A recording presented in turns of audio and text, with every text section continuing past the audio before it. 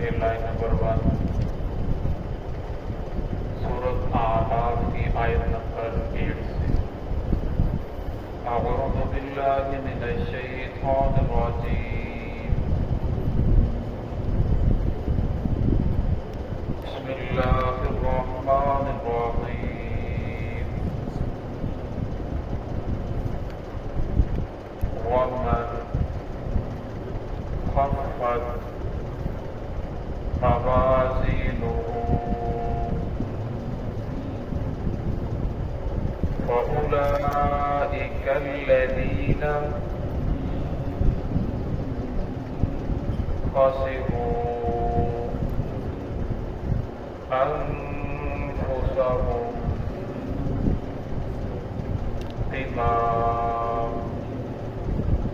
كانوا بآياتنا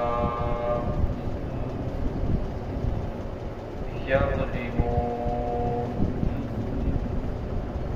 وَلَقَدْ مَكَّنَّاكُمْ فِي الْأَرْضِ وَجَعَلْنَا لَكُمْ فِيهَا معايش قليلا ما تشكرون، ولقد خلقناكم ثم صورناكم ثم قلنا للملائكة اسجدوا لآدم فسجدوا إلا إبليس لم يكن من الساجدين۔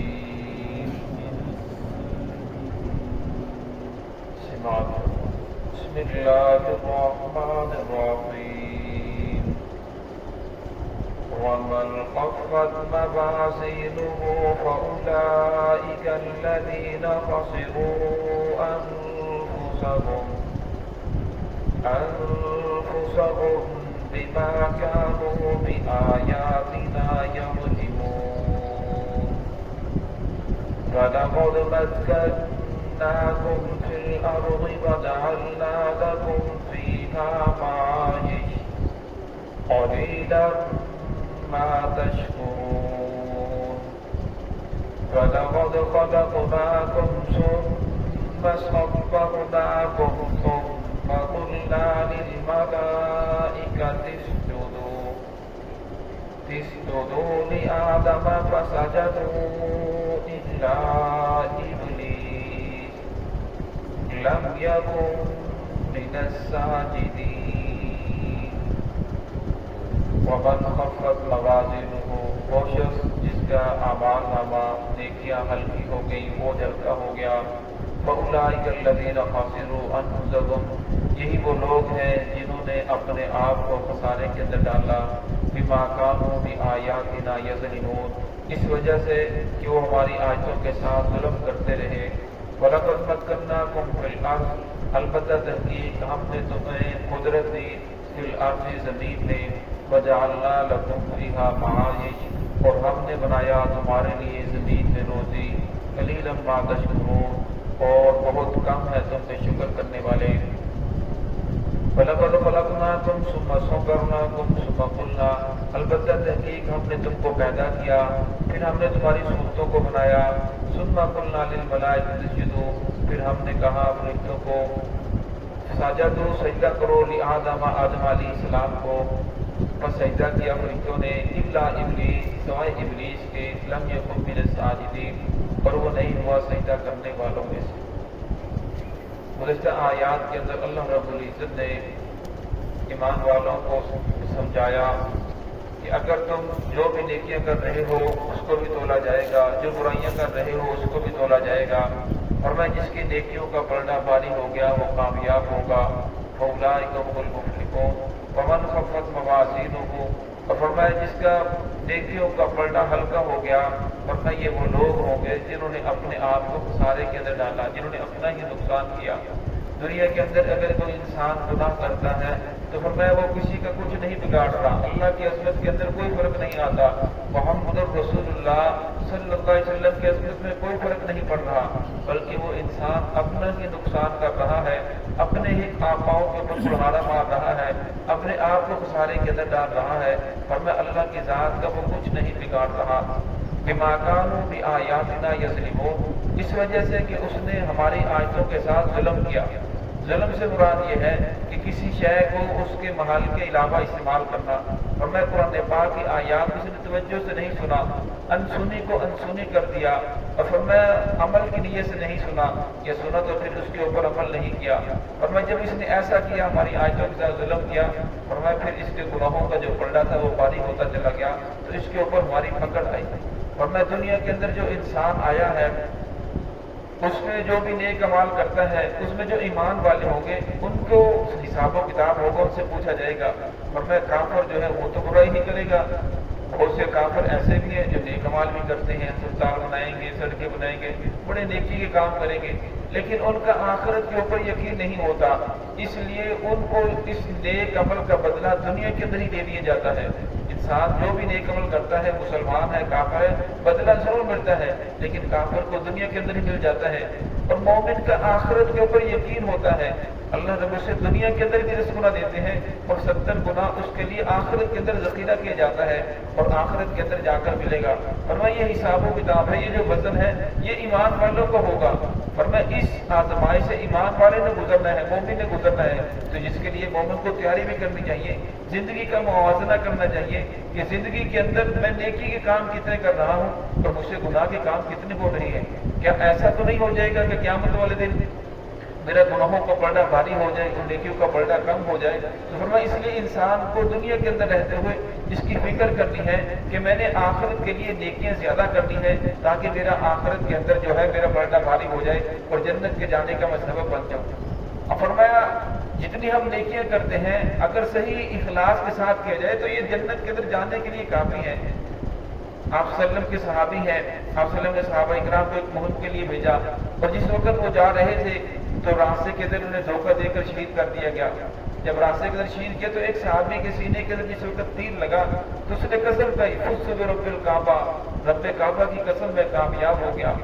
اب جس کافر نے تیر مارا تھا وہ مبہوت ہو گیا، پریشان ہو گیا کہ میں نے تو اسے قتل کیا اور یہ قتل ہوتے کہہ رہا ہے خود سے رب الکعبہ، رب کعبہ کی قسم میں کامیاب ہو گیا۔ اب وہ کہنے لگا کہ رب کعبہ کی جو قسم کھائی ہے اس کے اندر کوئی نہ کوئی حکمت ہے۔ اب وہ سوچ کے اندر پڑا، آخر وہ سوچتے سوچتے اس بات کی تحقیق کے لیے مدینہ کی طرف چل پڑا۔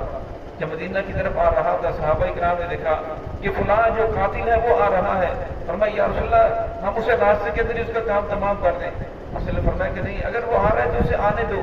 جب وہ قریب آیا آپ صلی اللہ علیہ وسلم کی مجلس کے اندر پہنچا، اس نے اپنا واقعہ بیان کیا کہ میں نے ایک مسلمان کو قتل کیا، وہ قتل ہوتے یہ کہہ رہا تھا خود سے رب الکعبہ، رب کعبہ کی قسم میں کامیاب ہو گیا۔ تو آپ صلی اللہ علیہ وسلم نے فرمایا کہ مسلمان اگر جیتا ہے تو وہ بھی اللہ رب العزت کے لیے، اگر مسلمان مرتا ہے تو وہ بھی اللہ رب العزت کے لیے۔ قرآن پاک کی آیت ہے قل ان صلاتی ونسکی ومحیای ومماتی للہ رب العالمین، کہ میری نماز، میری قربانی، میرا جینا، میرا مرنا یہ اللہ رب العزت کے لیے ہے۔ اور میں وہ دنیا سے چلا گیا اور میں یوں تب بھی کامیاب ہو گیا، اور میں دنیا کے عارضی گھر کو چھوڑ کر ہمیشہ ہمیشہ کے ٹھکانے کے لیے ہمیشہ ہمیشہ کے گھر کے اندر چلا گیا، اس لیے فرمایا اسے کوئی پریشانی نہیں ہے۔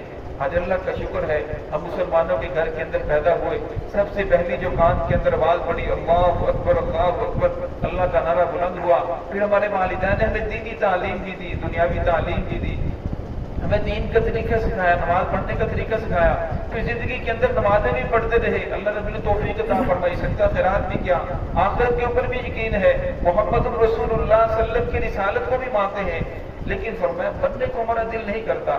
اب جب مرنے کی بات آتی ہے تو ہم ڈرتے ہیں کہ مرنا یہ بہت مشکل ہے.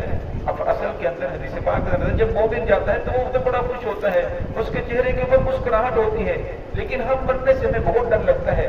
اس کی وجہ یہ ہے کہ ہم نے زندگی کے اندر اللہ رب العزت کی اور محمد رسول اللہ صلی اللہ علیہ وسلم کے احکامات کو پوری طرح عمل نہیں کیا, پوری طرح نہیں مانا, آپ صلی اللہ علیہ وسلم کی اطاعت پوری طرح نہیں کی. اگر پوری طرح انسان اطاعت کرے تو اسے تو کوئی پریشانی نہیں ہے. جس طرح یہ صحابی کا واقعہ کہ مرتے وقت بھی کہتے ہیں خود سے رب الکعبہ, رب کعبہ کی قسم میں کامیاب ہو گیا.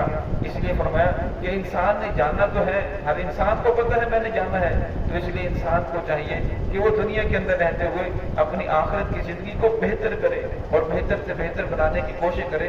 جہاں انسان نے ہمیشہ ہمیشہ رہنا ہے, دنیا کا گھر جتنا بھی قیمتی محل ہو, یہ عارضی گھر ہے, اور عارضی گھر کو چھوڑنے کو دل نہیں کر رہا. حالانکہ پتہ ہے اگر میں نیک اعمال کرتا ہوں تو آخرت کے اندر بڑے محلات ہوں گے, بڑے بنگلے ہوں گے, بڑی نعمتیں ہوں گی, ایسی نعمتیں ہوں گی جو کسی نہ کسی آنکھ نے دیکھی ہے, نہ کسی کان نے سنی ہے, نہ کسی کے دل کے اندر دماغ میں اس کا وہم و گمان پیدا ہو سکتا ہے.